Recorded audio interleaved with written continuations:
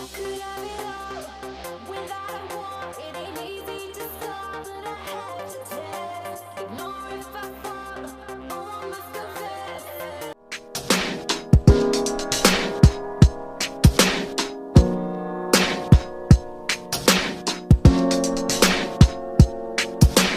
told me that she loved me by the water fountain. She told me that she loved me and she didn't love him. And that was really lovely cause it was innocent.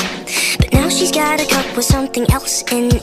It's getting kinda blurry at 10:15. And he was in a hurry to be touching her skin. She's feeling kinda dirty when she's dancing with him, forgetting what she told me by the water fountain. Now he's grabbing her hips and pulling her in, kissing her lips and whispering in her ear. And she knows that she shouldn't listen, and that she should be with me by the water fountain.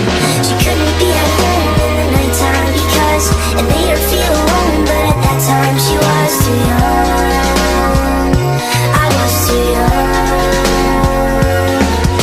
I should have built a home with a fountain for us.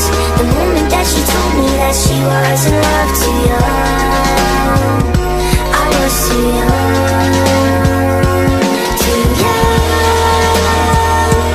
Too young. Too young.